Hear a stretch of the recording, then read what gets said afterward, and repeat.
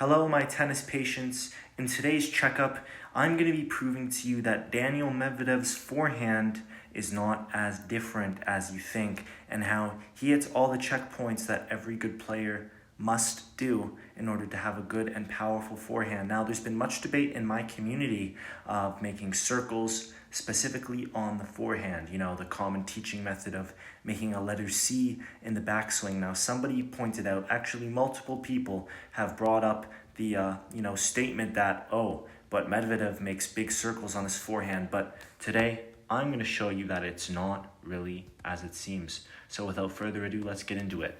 This is angle 1 of 3 where we are going to analyze Medvedev's forehand. Let's go. Boom. So right off the bat,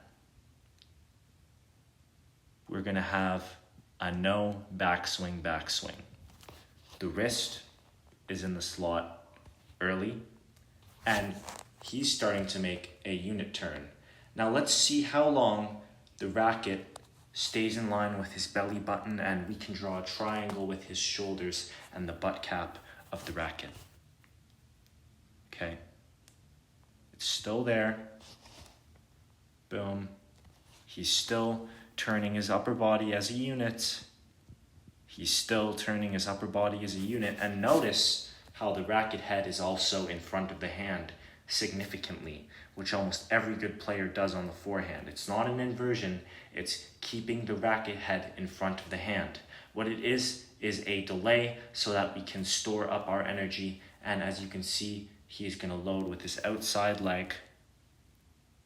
And we've still turned, and we can see the racket head is so in front of his body that, in fact, the tip of the racket head is almost still lined up with his belly button.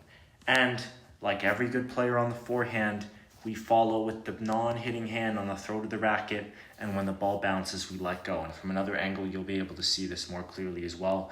It's timed almost exactly to the ball bounce. Now, I don't see a letter C yet. From what I understand, what has happened from the ready position is the racket has basically come straight back, perhaps slightly up, but there has been no sort of letter C at all. Notice how we still have maintained this space in between his arms where we could shoot a basketball in this space, and that started in the ready position.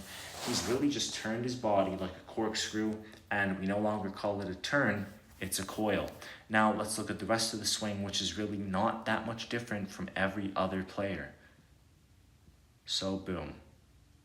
Right here, he does wrap the racket behind him a little bit, but notice how his arm is almost in the exact same spot, okay?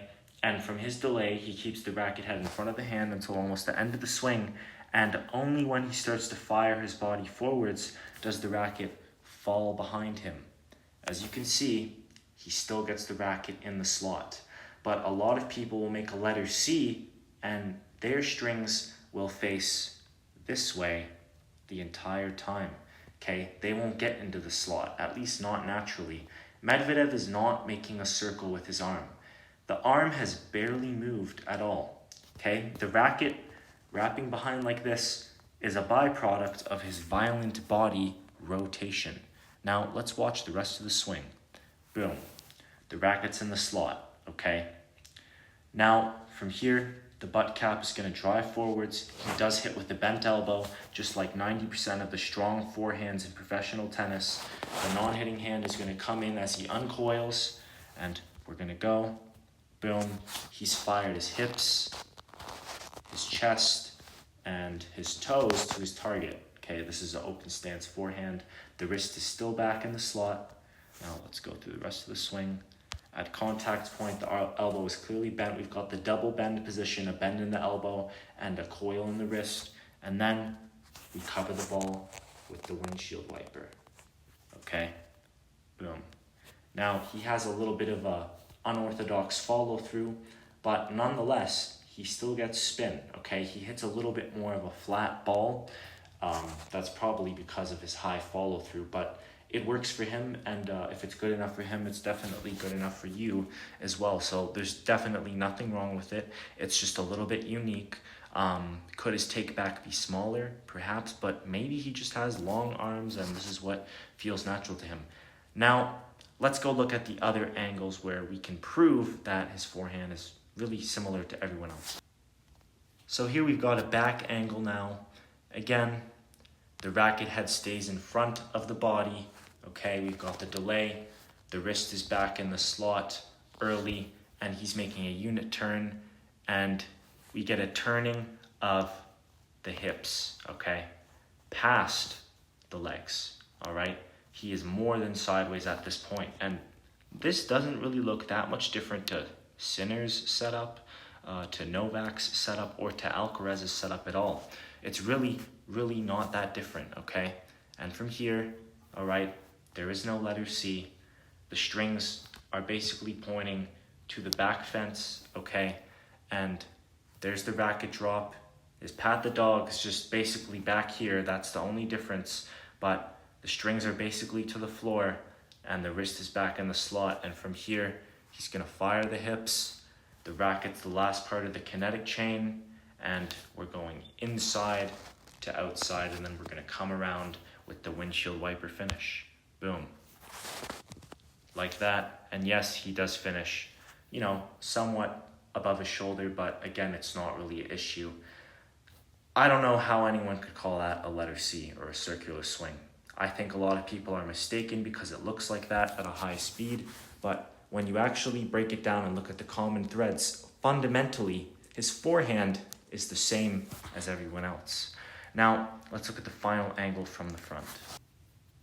All right. This is the last angle that we're going to look at. Again, if this isn't obvious, I don't know what to tell you. The racket basically stays what I call under the table. Okay, the shoulders are level. He pulls it back as a unit with his upper body. Okay, now he lets go exactly when the ball bounces, and he's going to fire his body. Okay, right, we've got what we could say his racket drop. It's a little bit unique and a little bit, you know, loopy, but it is not a letter C because notice how little this arm is moving. It's a byproduct of a very loose arm, and his big take back is not really much different. It's just a little bit bigger, but by no means is he making a huge letter C in his swing. Okay, now from here, boom, bent elbow, just like most players do.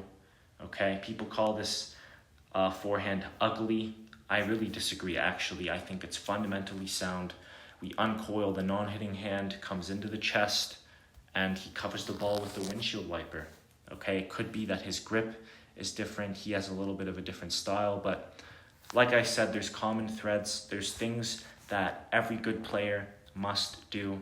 The unique characteristics come down to personal preference, you know, genetics, the way that they're just used to playing, the people who taught them, but fundamentally, it's all the same, okay? It's not as it seems, and his forehand isn't as ugly as you thought.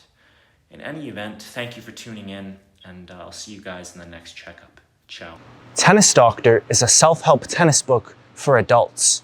You could have 40-inch biceps, rapid anticipation, fancy feet, and a brilliant mind, but if you have poor swing mechanics, you will never win. On the contrary, you can have slow reactions, terrible footwork, and be 40 pounds overweight, yet still make a good shot if you can produce a perfect swing. By reading Tennis Doctor, you own the secret to a perfect swing, and if we have to, we'll call you an Uber to get you to the ball in time. Read it now on Amazon.